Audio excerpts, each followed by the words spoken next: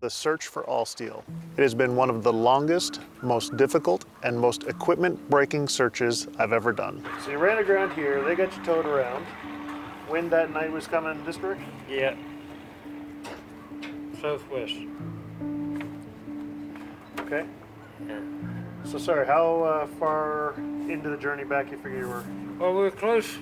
As I recall it, there was an island out here, and it was really dark. Yeah. And it was, we're bushed. I mean, I hadn't had sleep for 50 hours, you know? Yeah. So, and it's dark and couldn't believe it. Just sat there, you know? Yeah. I didn't even have anything I didn't even think, you know, to look around, but he couldn't see very well. Right. See, that's the first thing, eh? But look around and take some bearings, you know? Yeah. And I had a tendency to think it was in this area from where the toolbox ended up and where I thought we were, you know? Okay. But after searching it repeatedly and not finding it for 5 years now, of course I haven't had really good search. Yeah. I've been freighted. Yeah. You know, that little kicker I bought for a backup, I had it all hooked up with controls and everything, eh? Right. And well, like when I got off that rock, I could have started that up and I could have drove back to town. And if I'd have had a helper with me, and I wasn't so fucking tired, Yeah. I would have done that, you know? Yeah. And I probably wouldn't have had this problem. But it seemed like, well, it's tied to the barge now. Nothing's going to happen to that tied to the barge, Yeah. right? Yeah. You know, that's what I thought. That's what we all thought, you know? He's given me an area that's about 9 square kilometers of where it might be. So I need to do something to kind of narrow it down to something I can actually dive on. We use the magnetometer to go up and down the lake, trying to find some large metal objects underwater. With the magnetometer, we've identified 7 hot spots where there might be a large metal object. Some of them could just be a large iron rock. Hopefully one of them is all steel.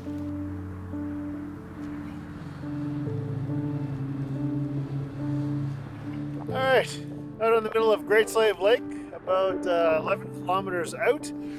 Nothing around but snow and snow and more snow. And probably ice down below. Today we're going to be looking for a sunken boat.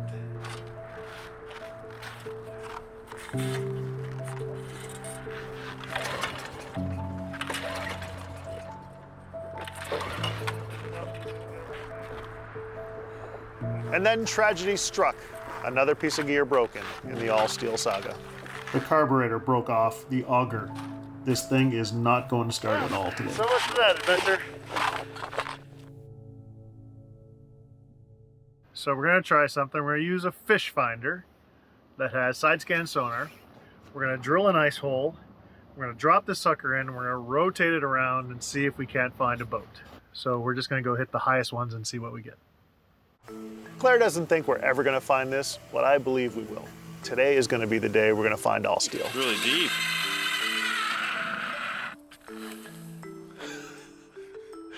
And that's with the extension on it. We might not make it through. The ice is really thick out here. We barely, just barely, got the auger bit through. For the record, the ice is this thick. First off, gonna drop this in the hole. And then we're going to try to level this part out. So we'll have to catch that on the ice below and just have it sit in place while we do this.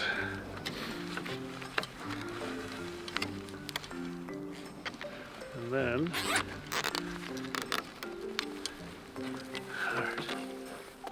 so we're going to start recording. And we're going to go to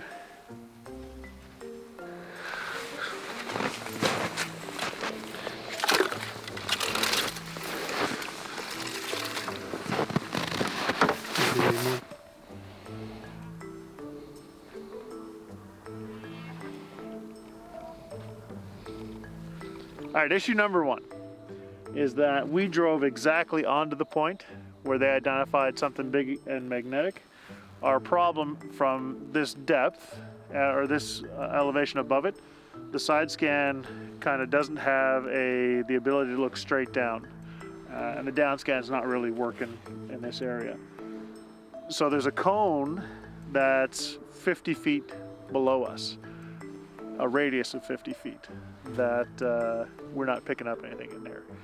So to make this actually work, we're gonna go back 50 feet, and what we do is drill another hole, and then we'll be able to see kind of this area to see if something's in that cone of invisibility.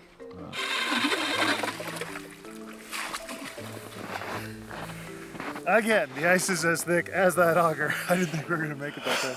So this is hole 2. Hole 2. It's a whole new world. Let's see what we can get here. Oh shit, I think we got it.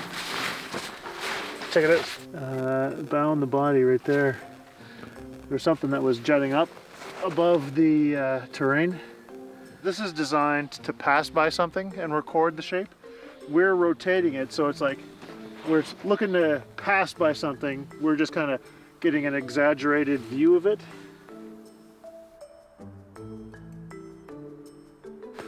So, large metal object 50 feet away. So it was directly under us over there. Yeah. So for the rest of the holes, as we go check them out, we'll just park a little bit off. Anyway, interesting. Something there. What it is? And the ice auger battery died. Check that out. We're headed to the east arm to look for some ghost nets, but on the way out of town, Andrew's going to drive over a couple more of these hot spots. One of these points has to be all steel. Those first 3 targets turned out to be duds. Probably nothing more than a big metal rock. Check out 7 more. It's getting near the end of summer. We're going out with Andrew. We're going to drop the drone down on one of the spots to see if that's actually all steel. Certainly doesn't look like a rock. No. Yeah, you can see the shadow and stuff off. And that was a good shadow. Yeah. This is Jeremy Invention 372. We're going to call it the Rapid Drone Descent Device. So this big hunk of lead promises to take the drone down super fast. I hope he has 120 feet of rope. Jesus. You are replacing Claire today on this, aren't you? So what we try and do is get this in position so the anchor gets down near the boat, drags the drone down to the exact same spot, and then we have a radius of about this 30 feet around where the anchor's going to land. We're getting close. 80 meters. To the right, straight on 16. To the right. Should be right on it now. Yep, drop it. Okay, hand position as much as possible.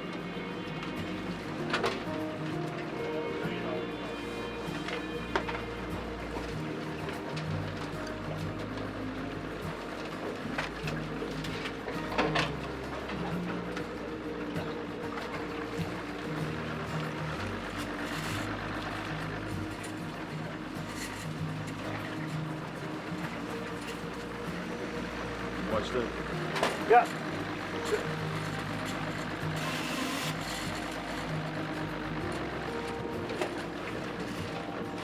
Okay, you can.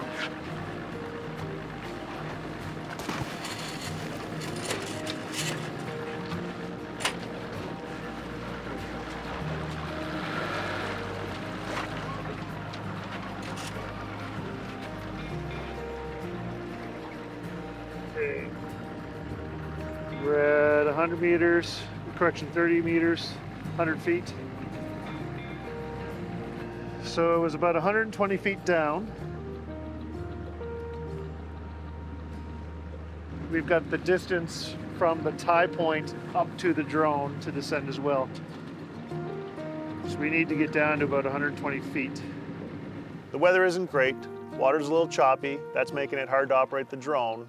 but we are making progress. And by progress, I mean we broke something else. I mean I broke something else. Tether wound around the prop, cut in a couple of places. Everything did not turn out okay. The lake has beaten me. Again. So what did we learn? Coming out in slight wind to drop the drone down. It went down fast. Yeah. That worked out super well. Probably landed right on it too. Yeah. In fact, I'm pretty sure I heard a pating when the weight hit the boat. So we can guarantee it's definitely there. Well, we got a month and a half, 2 months maybe before we come back out here on the ice. It's gonna take me that long to get a replacement tether for the drone? Yeah. Okay. All right, so we're back to a wintertime continuation episode of this. Come out in the side by side. Every time we can cross something off the list, that just means those other targets are a bit more juicy and it's gonna be the one.